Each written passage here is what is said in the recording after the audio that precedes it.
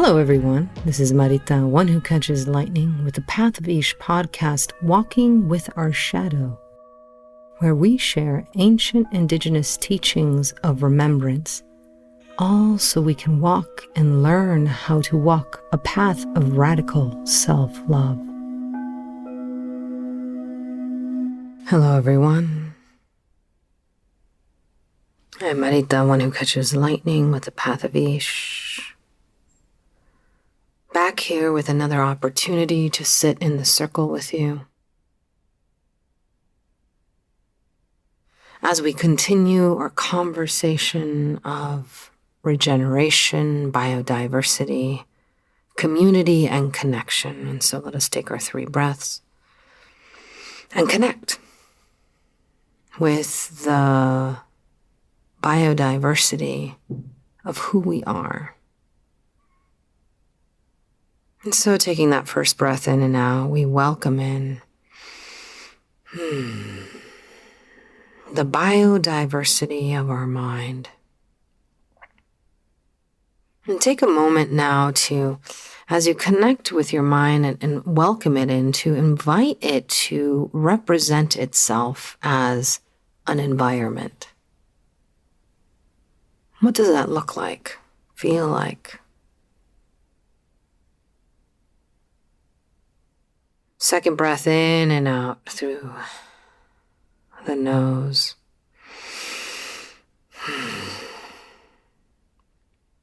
Welcoming the ecology, the biodiversity of our body, and again,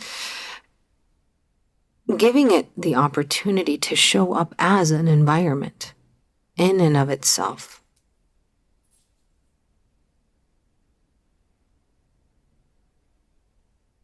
Third breath in and out through the nose, welcoming the essence and allowing it and inviting it to show up as its own environment. And as you continue to breathe, notice your environments. Notice the ecology of them. How are they functioning? How are they operating? And is there an opportunity for cohesiveness and collaboration?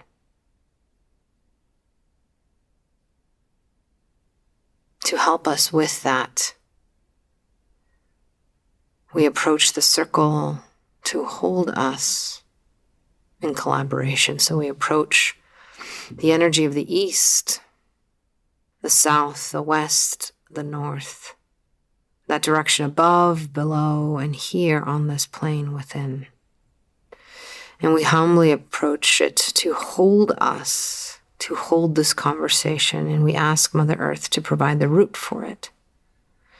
We turn up to the sky, recognizing the sun beings, the cloud beings, the star beings, the moon being.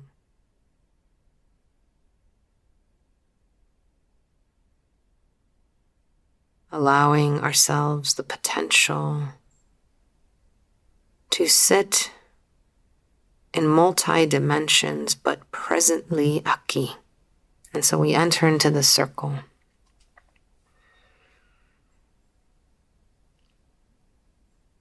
And I want you again, as you enter into the circle, to connect to your environment. This is something that will be a practice throughout this conversation.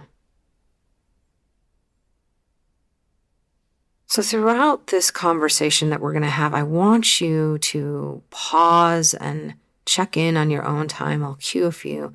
And check in again with the environment of your mind, your body, and your essence, and see how they're changing as they take in this information, take in the conversation, take in the presentation and the imagery presented here as energy.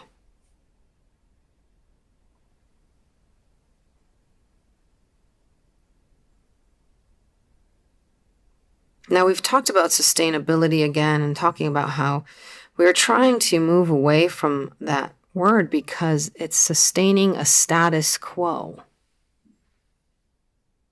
How we want to move not just into regeneration, but reciprocity,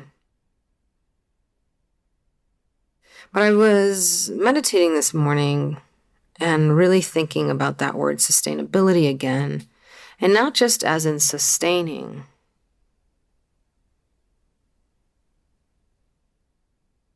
but as in self-sufficiency. I've had conversations, and it seems that in the greater collective, there's this idea that self-sufficiency is equated to sustainability in a way, right? The image of an environment being sustainable, self-sustaining, right, means that it can create life, it can continue to exist without help to a degree. Which I find really curious, because for an environment to continue sustaining, holding that potential of life and death, which is the cycle, of course, there's a lot involved in it. An environment is not alone. It is created of multiple relationships. So let's just take a time right now to check in with your mind, your body, and your essence. What are the relationships there in the environment? Did your mind show up like the sky with clouds? Well, what else is in that environment? Wind. Okay, let's add a little bit more body to things. Birds. Song. Pollen. And where is this sky of yours? It's not just floating in space, right? It is part of a sky above another environment. It is part of that environment. So then check in with your body right now and check in. What is the environment? If your body showed up as a bamboo forest, what else is in that forest? Based on my experience in bamboo forests, there can be a lot of red ants that like to sting you. Right? So it's not just serene things, right? Even in the image of the sky, all kinds, birds of prey fly, butterflies fly, insects fly, anything that flies, right? There's always a cycle of life and death there. Prey and predator. Same as in your body. And that serene bamboo image that you had of your body, or trying to get there with the flute music in the back, know that part of the quote unquote sustainability, or the ecosystem being able to sustain or continue to create life, is its biodiversity of what is in it, what is involved.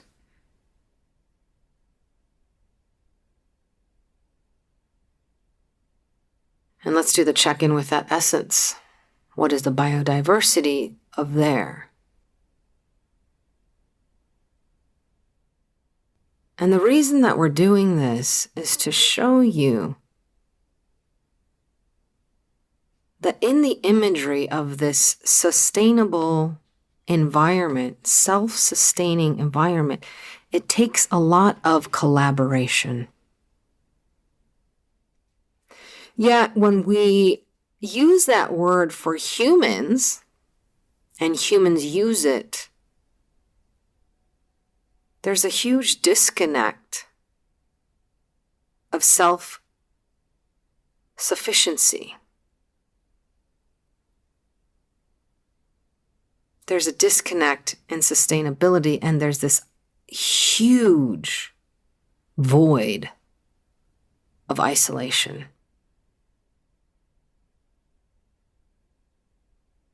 And because of that, there is overwhelm. Overwhelm and emotions of being alone, apart, disconnected, left behind, abandonment, And the list goes on. So I want you to just take a moment and check in. What are those emotions that come up when you hear that word applied to you? Self-sustaining. And does that change the picture of your landscapes, your environments, your ecosystem of your mind, your body, and your essence?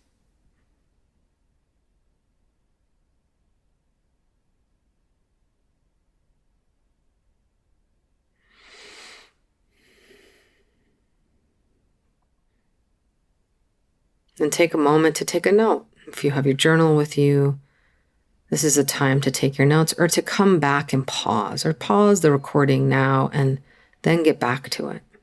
Take the time that you need to move through this conversation, this circle. And you can re-listen to it as many times as you like.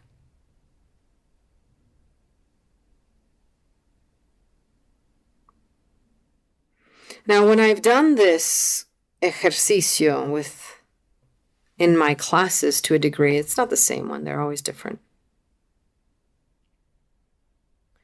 One of the things that I invite people to do is to have a blank sheet of paper and to draw in that paper a circle.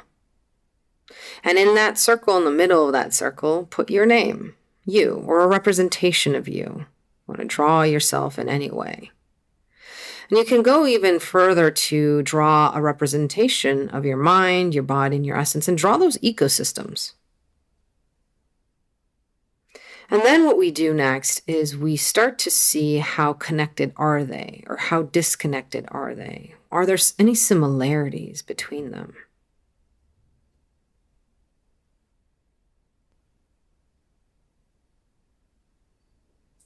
And it brings up a lot.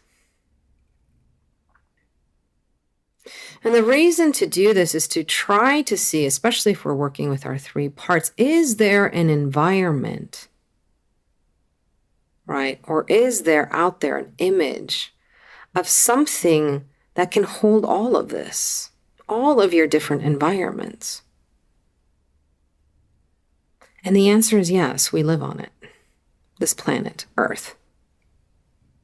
The Earth contains many interpretations of energy, which we call landscape. And within that landscape, that environment, the biodiversity or lack determines how it operates.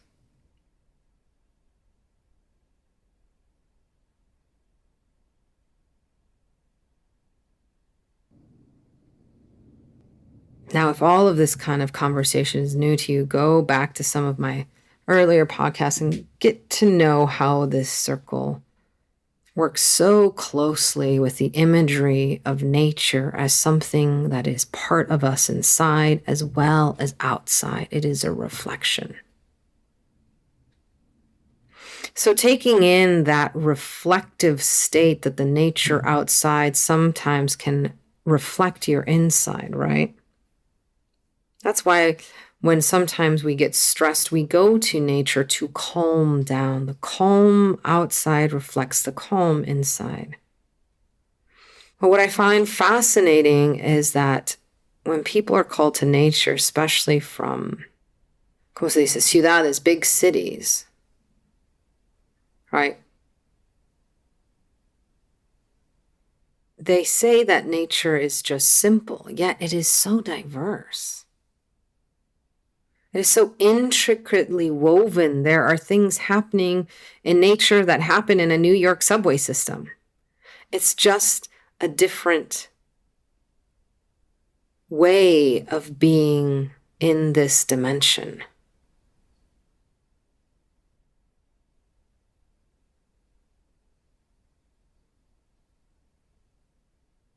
But there's something in the environment of nature that allows and accepts us as part of it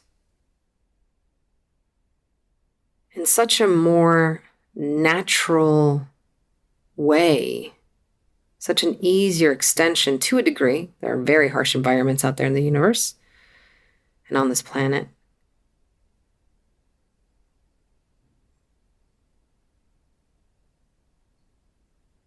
But the nature inside of you connects with that nature outside of you to the level that you have consciousness of that, to the level that you have connection with relationship to Mother Earth.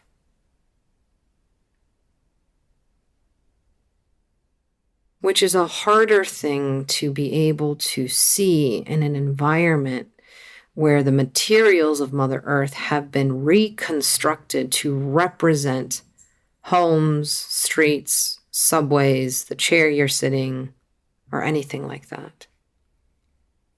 There is a purity or a harshness and a rawness of possibility in nature that we don't see when we're living in fixed, controlled environments of nature that has been manipulated to be a certain way.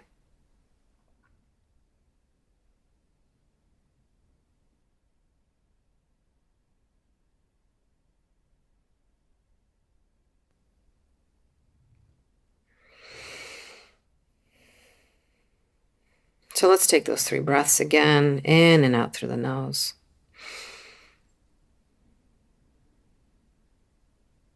Allowing the environment of your mind to populate.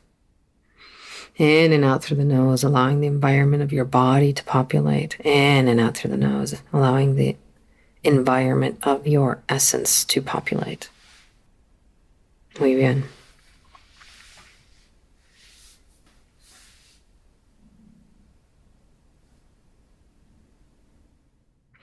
We are going and taking time to do these exercises over and over as an example of practices that you can use in your own time to do check-ins, to start deepening your relationship with Mother Earth. And one of the easiest ways to do that is to go outside and to observe. And to not just observe with what we think we know is out there, but truly observe and to take in those environments with as many senses as possible. And to go with non-attachment. And to start spending time in a place. Is there a certain place that you can go to? Even if it's outside in your yard. And just really sit with that place to notice how it is sustaining itself. How even that place, in its quote-unquote self-sufficiency, is filled with co-creation and biodiversity. And the more times that you can approach and get this imagery and observe this imagery,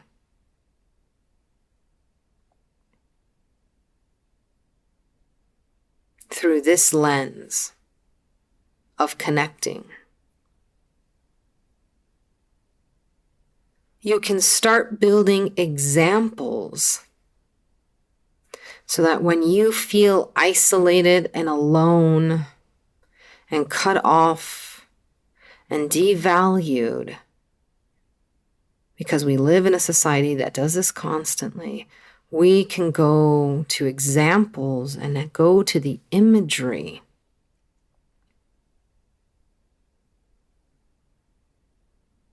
and sit with co-creation.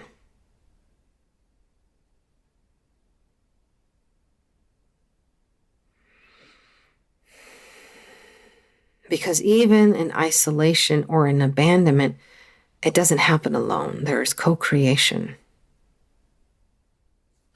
there's a response and an action. Energy responding to itself, action and reaction. Even action and in reaction is a form of co-creation. And since we've extended the circle to hold all of this, there's a lot that this circle is holding.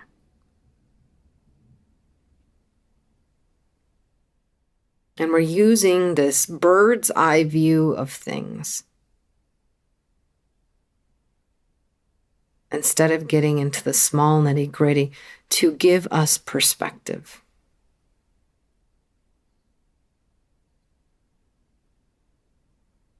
And so we thank the bird kingdom and those that fly high, the raptors, and who know how to just allow themselves to just be in that wind without effort. They're just surfing that wind. It's so beautiful to see. To know that even a perspective of co-creation is a bird floating or being held up by wind. Here, the effort of the bird is different. It's to stay in the flow. Yet how many times do we as humans flail around? And the balance that's happening for that bird is a balance that is internal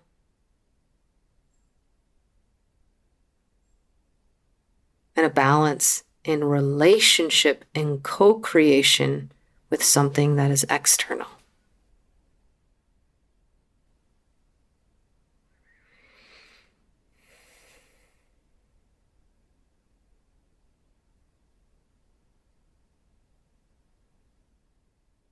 And so now with that imagery,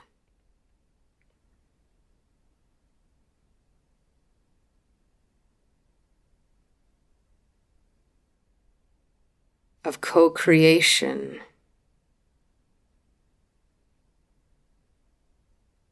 where it's not about you putting in the effort all the time that is going to get you there, but that co-creation has a potential of holding you up to get a better perspective of things. Then we can start to stay curious and playful about how maybe when we approach our life as that lone wolf, which is a myth, right? That alpha male myth.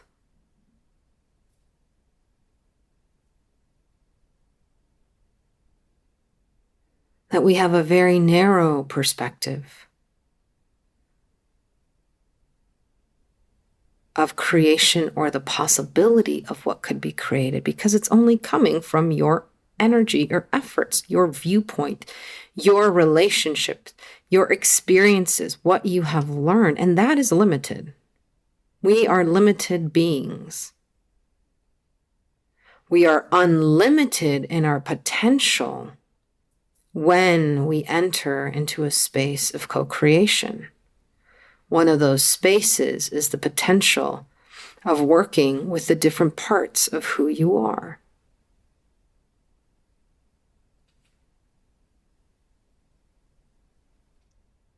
I had a recent example in my daily life, my everyday life, of really learning about co-creation. And I was in a negotiation and this person said, well, why don't we try it this one? I said, you know what? I would have never thought of that.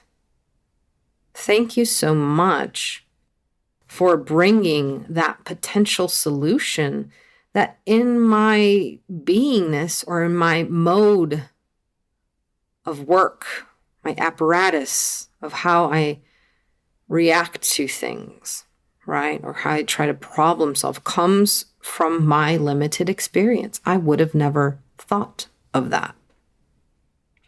And my world just opened up in a very different way, because we have consciously entered into this relationship to co-create. This is very unlike your relationships out there, where many times unconsciously you are thrust into situations of co-creation, or what people call teamwork, or what other people call family.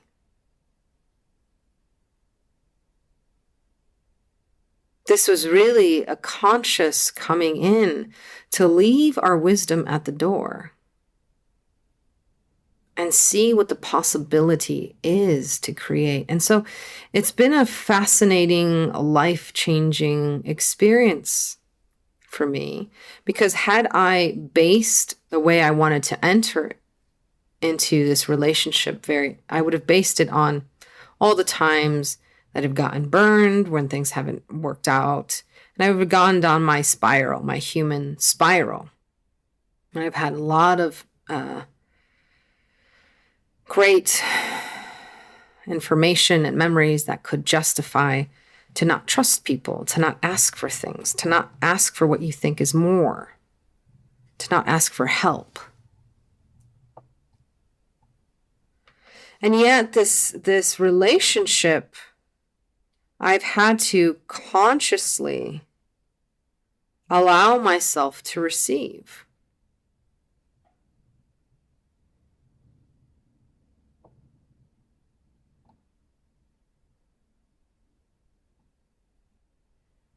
Because that is part of co-creation, receiving,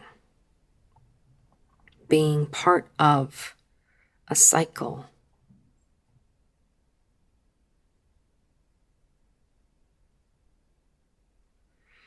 And when we're presented with the greater conversation that we've been having of Mother Earth and farming,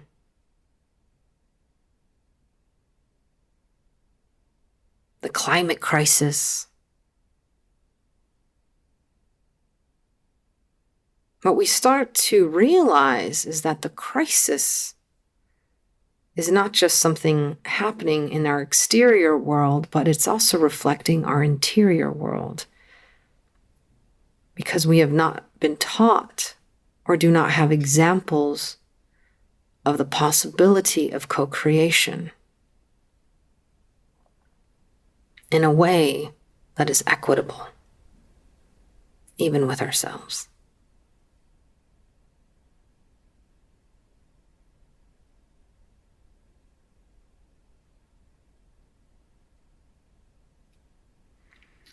So I want to go a little bit further in this continued practice that we have going. And I want to start into a more kind of meditative and part.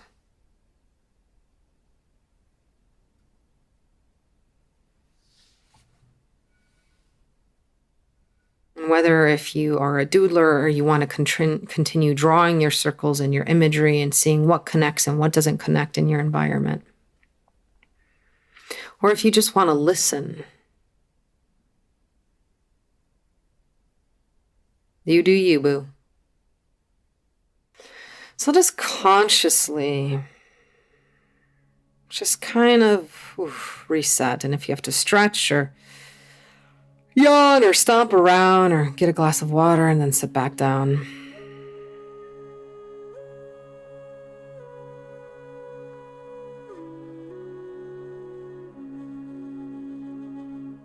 And connect again to the circle that is holding you right now and holding this conversation.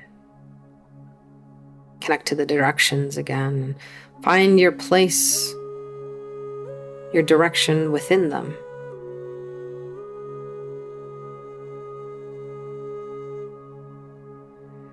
And then check in. Let's go to our mind again and let's observe our mind. How has that environment changed, or does it look the same?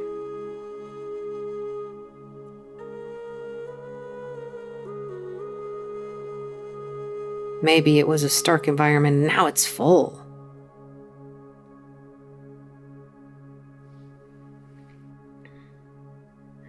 And check in with the environment of your mind and then move on to the environment of your body.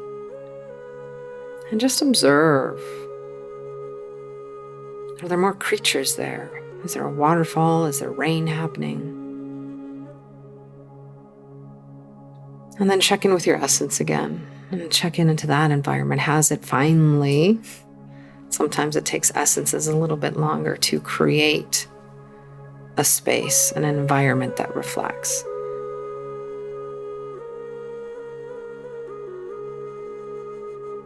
And then ask them all three, what does co-creation mean to them? Ask your mind, ask your body to define it, and ask your essence. And take time and notice any stories that are coming up. Anything that's making you bite your tongue or hold your breath. All the examples that show you that co-creation isn't possible, or how you've gotten burned in the past, or maybe you don't even have an example. Just take a moment and notice what comes up. Not to judge, but just to observe.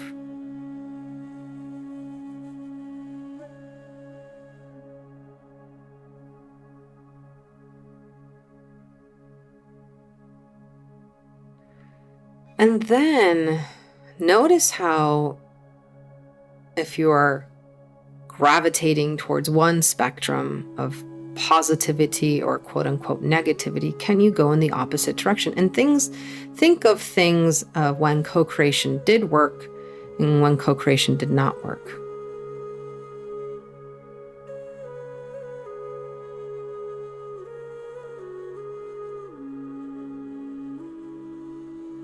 Stay in your environments, everyone.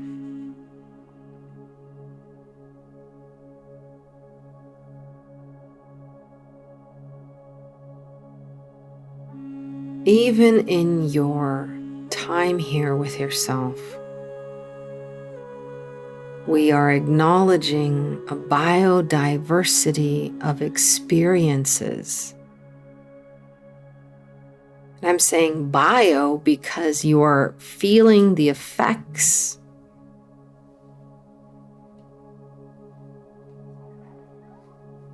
your reaction in your body, your reaction in your mind, your reaction in your essence. There's biofeedback happening.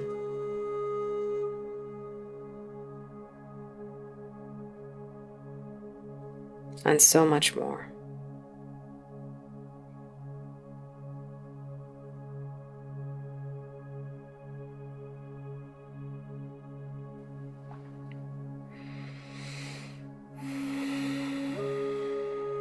Now we've talked about collaboration within ourselves and with the external world.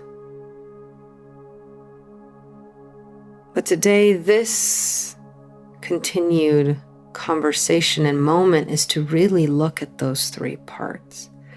And so let us approach our mind, our body, and our essence and ask of it, is there an environment where they can all agree to exist in? Now, that does not mean that they're going to lose their singularity. What we're asking is, do you want to be a blank in this environment? And they can still show up in their own way.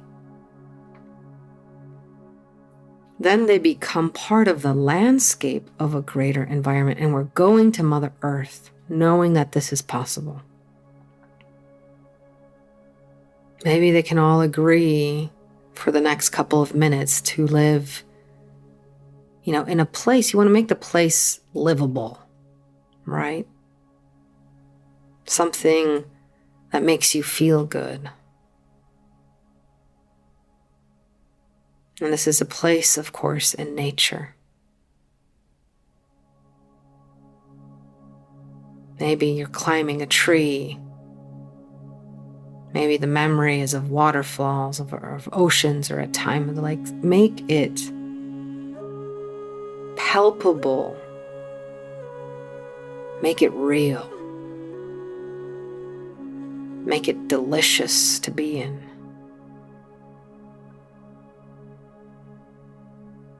And then we ask,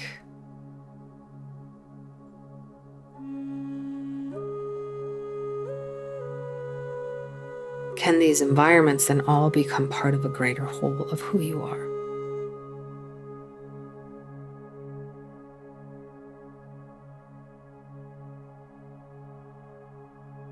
Whether your mind then becomes a tree or a bird and your essence becomes a rock, or if they still have the three parts, right? Above, below, and on this plane, maybe they make, again, a whole ecology, a whole environment, and they're all parts of it in their own biodiverse ways. Your sky, your earth, your down below.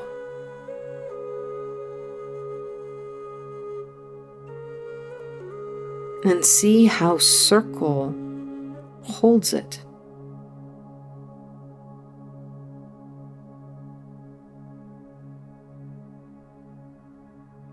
And see how coexistence starts to be a possibility.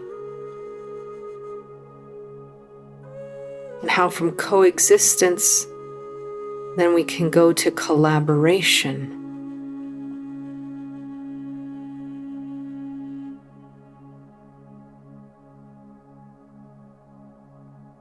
And that coexistence, the respect, that step forward to collaboration is no part is greater than the other.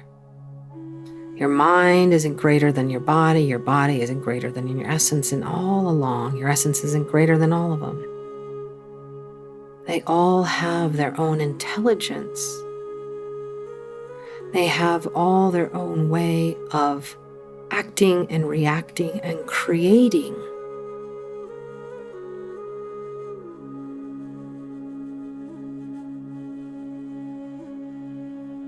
If we can start allowing ourselves diversity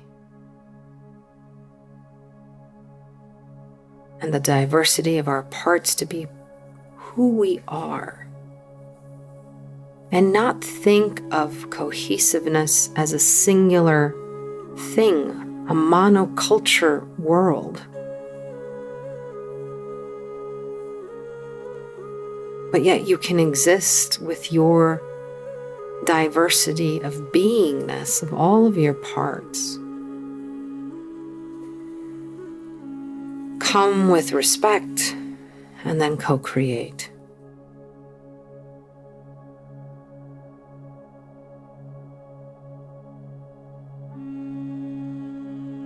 And so let's slowly start coming back, giving thanks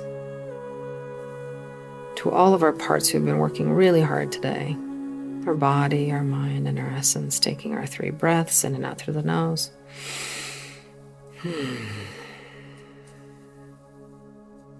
And again.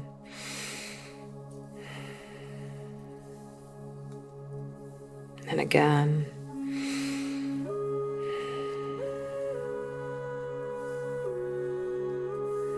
And as we slowly come back, notice again, how are your mind, your body, and your essence? Doesn't mean you have to release the imagery, but are you in a more cohesive place right now?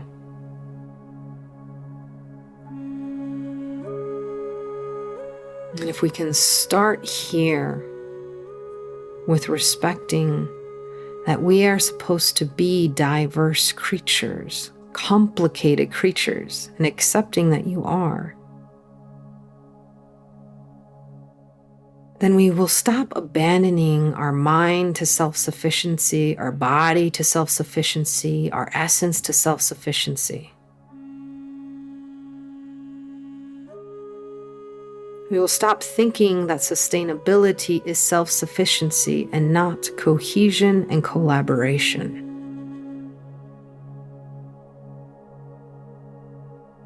And if we can start to do this work, we will start to see it ripple out.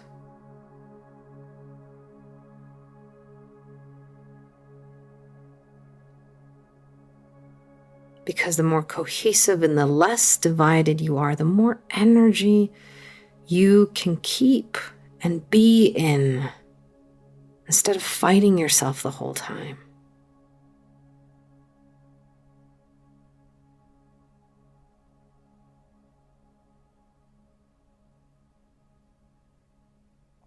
And what an amazing opportunity that we have to live on this planet that reflects back to us in its environment the potential for cohesiveness, collaboration, being in the flow, and reciprocity.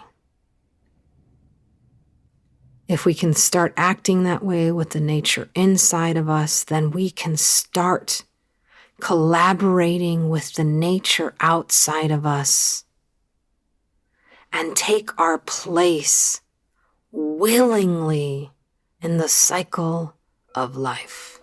Shade. Once again, it is with deepest gratitude that I bow to you for joining me on this podcast, this episode, this circle, this plática, this meditation, this remembering. I hope that you have stayed curious. I hope to see you in the circle again next week. So make sure that you like or follow. Until then, may you be blessed with abundance of peace and radical self-love.